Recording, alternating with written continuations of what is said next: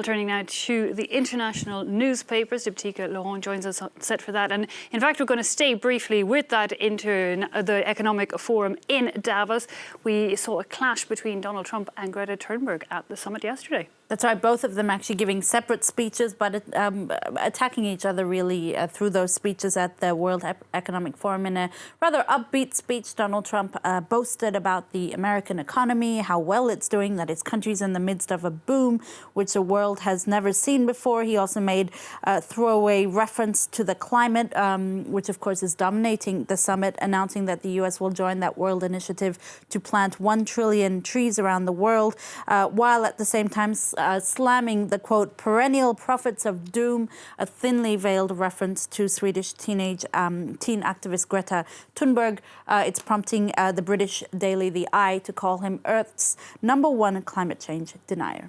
And indeed, Greta Thunberg, for her part, once again trying to highlight the inaction on the crisis of climate change. That's right, a speech that was attended by lots of visitors. In fact, the reason we're talking about it in this press review is because there's a great cartoon in The Guardian by Patrick Blower that really underpins the cynicism of these kind of climates, of these kind of summits. You have high-profile guests here hurrying to see Greta Thunberg speak, saying we don't want to miss that, while parking their private jets on the pristine Alps of Davos. Indeed. Well, another man that's expected to appear at Davos this week is Venezuelan opposition leader Juan Guaido. The internationally recognised president, by many countries at least, is currently in Europe meeting with leaders here. And he actually had to defy a travel ban to fly to London this week. He'll also be coming to Davos, as you mentioned, Eve, and Brussels. He met with Boris Johnson yesterday. It's on the front page of the Spanish daily El Mundo, as you see there. The paper noting that his European tour was overshadowed, though, by a raid on his offices while he was away. There's an interesting article from the Times of London noting that nearly a year ago to the day, Guaido declared that as head of the parliament, he would lead the country back to democracy. A year ago, a year on, his popularity has waned. The humanitarian crisis has worsened, and his rival, Nicolas Maduro, is ever more emboldened. The Times saying that this trip, which began by him sneaking out of the country, now here in Europe, allows him to act like a president, meeting with leaders who recognize him as a legitimate leader and boosting his image as a world figure. Yeah, interesting one to watch. Now, there's a daring expedition to rescue lost artefacts from the Titanic. It is, however, proving to be quite a contentious mission. Tell us more. Well, this is a really interesting story. The U.S. firm RMS Titanic Inc. was granted sold salvage rights to the Titanic nearly 30 years ago, and since then has been recovering thousands of artifacts from the debris.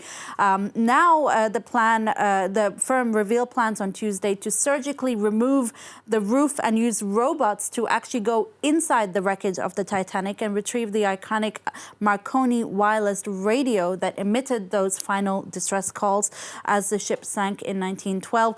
It's the first time such an expedition is going to be undertaken right into the Titanic. Critics say it's nothing but a pilfer and pillage mission, but with the British government calling on the US to treat the wreckage of the Titanic with respect. The firm says that a recent treaty between the UK and US will have no bearing on its mission. It says that it consulted with relatives of those who perished on the ship, who've given their blessing, saying their goal is really to preserve the wreckage as a relic of history. Okay, finally, very briefly, Dipty, you've spotted a good news story about an unusual husky. That's right. Her name is Jubilee. She's got funny eyes, in a nutshell. Nothing wrong with her. She just has a condition that gives her a permanent look of looking shocked. The shelter where she was dumped at by a breeder who couldn't sell her posted on Facebook a very heartwarming message about her plight. They were inundated with offers of adoption, and now she has found her quote-unquote forever home. It's quite a fun expression she has, that poor little dog. I know, it's very sweet. Diptyque Laurent, thanks a lot for a look at that international papers.